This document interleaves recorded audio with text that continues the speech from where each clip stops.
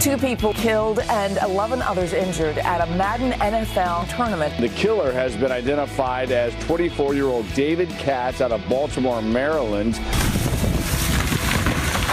Tropical storm Lane leaving Hawaii underwater. The Big Island slammed with more than 4 feet of rain. Dozens of residents forced to evacuate their homes as officials warn of life-threatening flash flooding. Tributes pouring in for Senator John McCain. We're expected to learn more today about the memorial services scheduled for this week.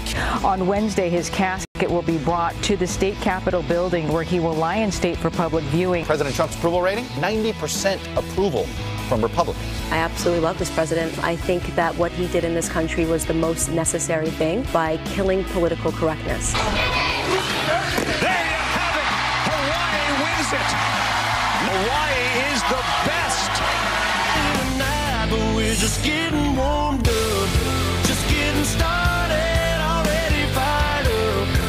Yeah, this party ain't nothing. Yep, we're just getting warmed up live on this Monday, August 27th. It's a beautiful Monday here in the big town, and Ainsley is out, and Rachel is in. Thanks for having me back, you guys. Good to have you. And on a Monday, we do make sure to report 2 hours early for rehearsal and stretch out. Because you say we got to be warmed up. Because we want to come off cold off the couch after 2 days on ice. We're going to pull something. Yeah, a little yoga in the morning. Yes, absolutely. You don't want to see that. What time exactly is the rehearsal? 4 o'clock. Okay.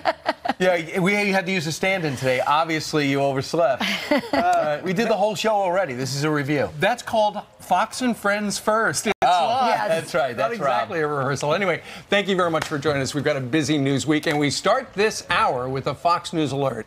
And the hunt for clues spanning more than 750 miles after a man opened fire at a video game tournament in Jacksonville after he lost a game. Heavily armed agents raiding the suspect's home in Baltimore overnight. The 24-year-old is accused of killing 2 and injuring nearly a dozen before turning the gun on himself. All right, Phil Keating's all over this. He's live on the scene in northern Florida, in Jacksonville, with the very latest. Phil. Yeah, the sheriff's department not releasing an official motive at this point, but according to one witness, the gamer, the suspect and killer, apparently lost and then pulled out a gun and started shooting. The Landing here in downtown Jacksonville over my shoulder, very popular place with restaurants, bars, and shops, live music. But suddenly everything changed dramatically at 1:30 yesterday afternoon.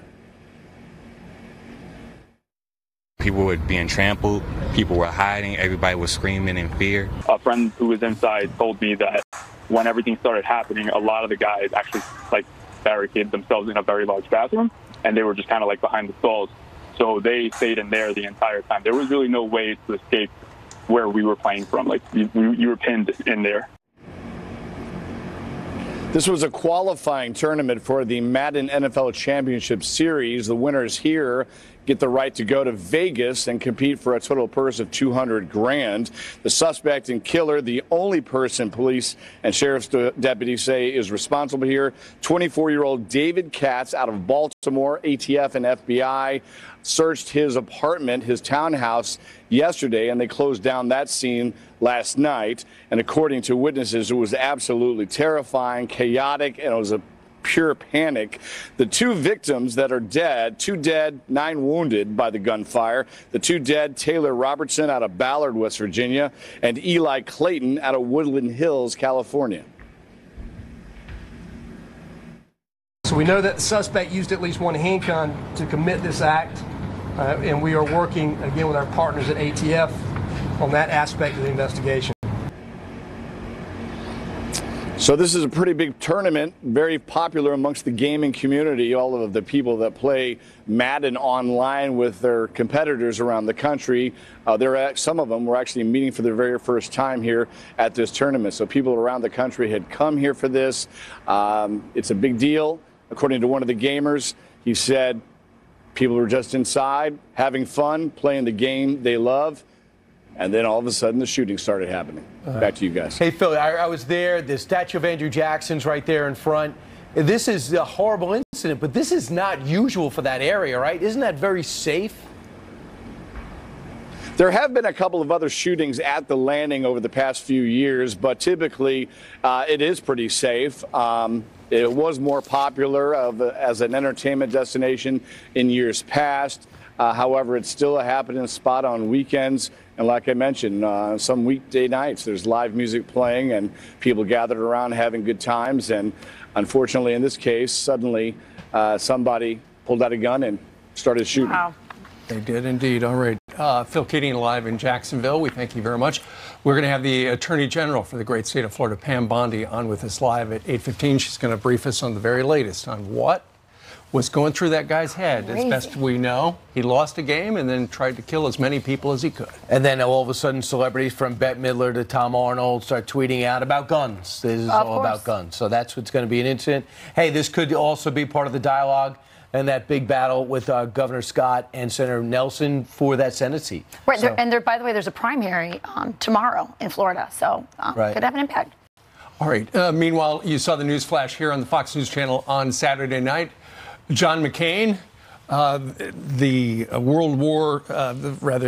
Vietnam War hero and political icon, lost his battle to an aggressive form of brain cancer on Saturday night.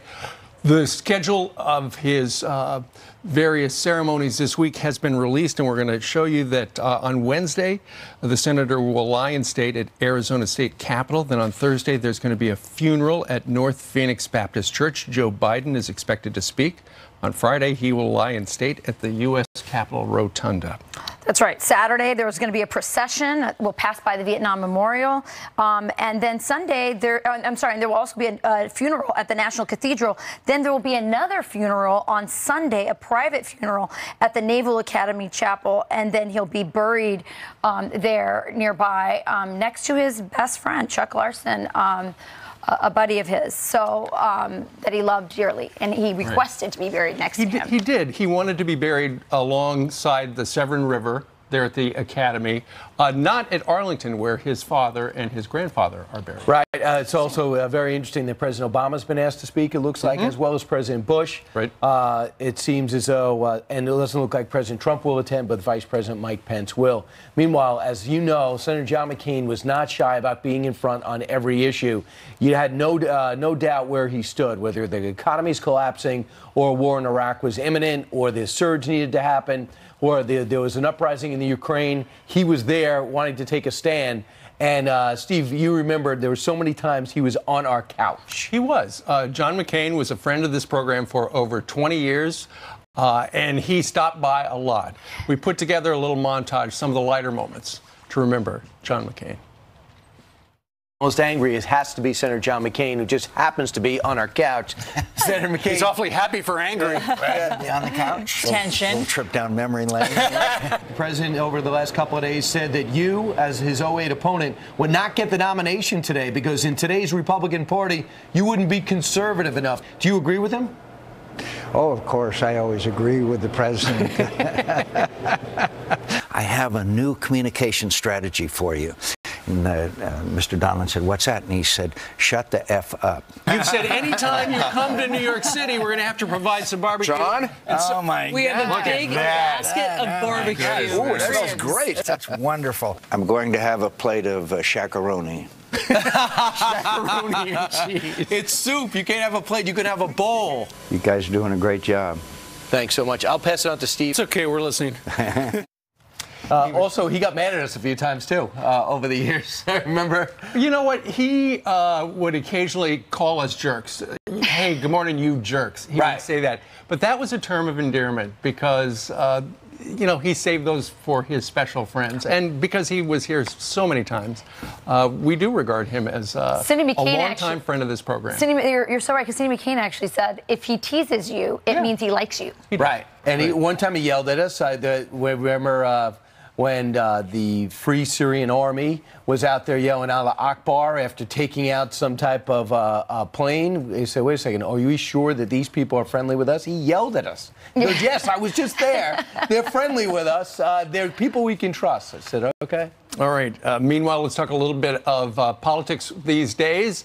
The president's approval number is, according to the Wall Street Journal, NBC poll, 90% of Republicans approve of the job the president is doing. Meanwhile, just 10% approve of the job if they are Democrats regarding the president. What's curious, though, is that when you look at the polls, there have been a number of the president's opponents who have said, I'm surprised the number didn't go down further. He's had such legal problem and legal peril, perhaps, but the number doesn't budge because he's got a very durable core. This is probably one of those stunning polls I've seen over the last 5-10 years. So the President of the United States has been beat on for almost every news outlet. But yet his approval rating has gone up to 46%. And people are saying, wait a second, that's basically where Barack Obama was, where George Bush was, where Bill Clinton was, where all previous presidents are. But yet there's more things coming off his Twitter feed. There's more fights that he is having with other networks, with the media, the things he's saying. After this week of hell, from his doorman turning on him, to his CFO flipping on him, to his former attorney flipping on him, to all this other news swirling around, he had to have taken a beating. So the Wall Street Journal and NBC did another poll. So before Wednesday and all the turbulence, he was at 46%. After all that controversy, it dropped to just 44%, which leads me to think that if Democrats want to make the midterms about the president, or if they want to run down the president, that's a rabbit hole that I think they will not bear any fruit. Well, you saw something similar to this, after the whole controversy about the children at the border. His poll numbers with Hispanics actually went up 10%. That was curious as well. I think my theory is, one, the American people don't care. I go to dairy breakfasts, I go to parades, I talk to people in the Midwest, in rural Wisconsin. They're not talking about Cohen and Russia or any of that. The other thing is, the reason I think his poll numbers are so durable is they're not built on hype. Barack Obama got a lot of hype. He got a lot of support from the media no matter what he did.